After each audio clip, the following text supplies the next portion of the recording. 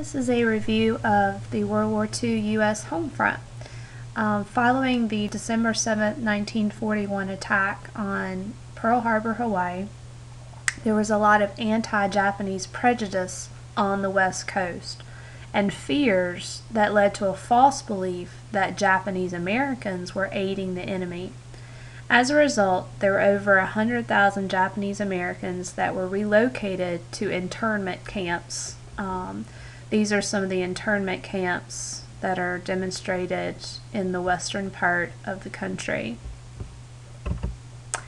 In Korematsu versus the United States, 1944, the Supreme Court upheld Japanese internment as a military necessity. The argument was that we simply didn't know if the Japanese Americans proposed a threat to the American West Coast, or if they had in any way aided in the Pearl Harbor attack. However, years later, decades later, in 1988, Congress issued an apology, and actually the Supreme Court also reversed itself in this decision and basically said that Japanese internment was based on wartime hysteria. There was actually no evidence of Japanese American disloyalty, actually just the opposite. Japanese Americans were quite loyal and served loyally during World War II. And as a result, in 1988, Congress issued public apologies to Japanese Americans, and there was a financial payment to each Japanese American survivor. So this was a time in history where we reflected back on what had happened in wartime and made some corrections in the area of civil justice. In other areas for the U.S. home front, we talked about how the United States organized and distributed its resources to achieve victory. We looked at economics, human resources, and the military resources. In the area of economic resources, the United States government and industry forged a close relationship. There were standards of production in order to meet the wartime need. There was also something called rationing or saving that was encouraged and required in some cases to maintain a essential supply of products for the war effort. So this poster, of course, encouraging you to carpool with other people, because when you ride alone, you waste oil, you waste gas, you waste rubber on your tires. All these things are needed for the war effort, and if you're wasting them, you're essentially aiding the enemy. So rationing was encouraged.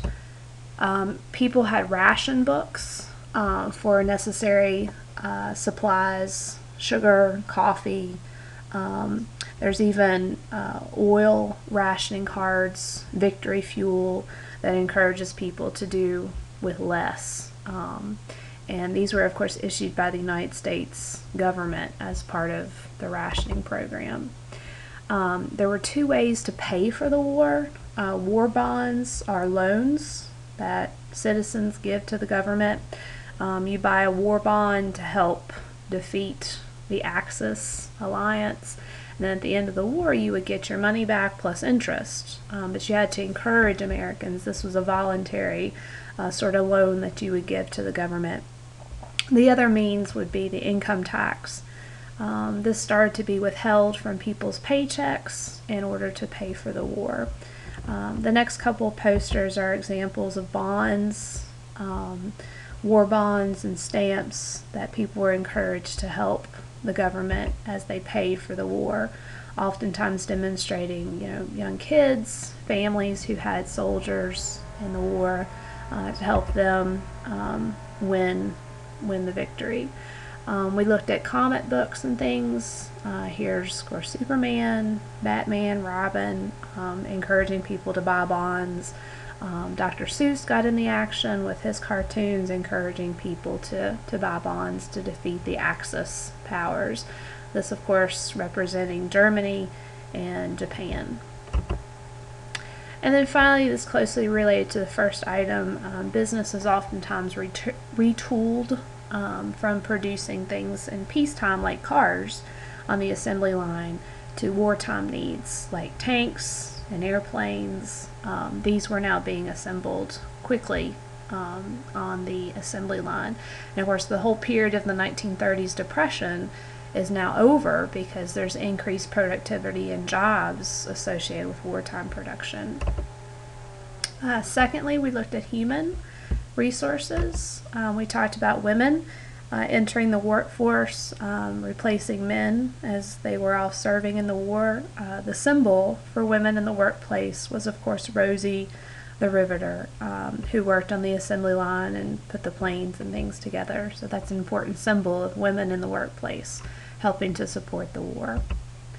This is another sort of poster to encouraging women to do their part and serve as factory workers for the war effort. We talked about the Great Migration. There's millions of African Americans who moved to the cities during wartime. This is 1940s. This is the jump showing the World War II era. And of course, they're looking for jobs in the factories that are opening up for the war effort. Oftentimes, women and minorities will face discrimination in hiring. And so there's an opportunity during World War II to increase the call for civil rights. If we're fighting Nazism abroad and racism abroad, should we not have more equality here at home? So you see this gentleman saying, if I can carry a gun for Uncle Sam, surely I can drive a milk wagon for Bowman's Dairy. This cartoon encouraging the war industry to play both black keys and white keys. So encouraging more anti-discriminatory measures, and there will be some introduction to fair labor standards during the war effort. And then finally, citizens are encouraged just to volunteer their support with scrap drives, saving aluminum. This is another sort of scrap drive. This one showing, of course, encouraging a way to save food with victory gardens. And then, of course, finally, military resources. The draft, I mentioned, otherwise known as the selective service, was a way to increase personnel available for the war effort.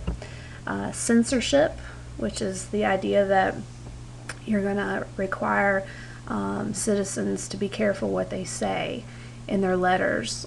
You don't want to endanger soldiers by writing home too much about troop movements. Mail would be opened, things would be blacked out rather than let that information leak to the enemy. So remember, censorship.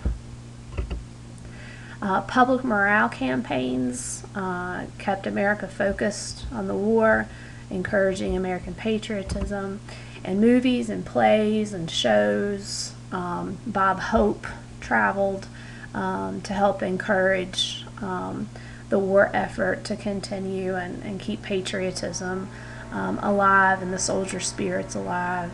Walt Disney, a lot of the characters associated with Walt Disney would also play a part in portraying the enemy in stereotypical ways to encourage Americans to keep up the fight. The last couple videos we'll do is on the battles of World War II and the campaigns.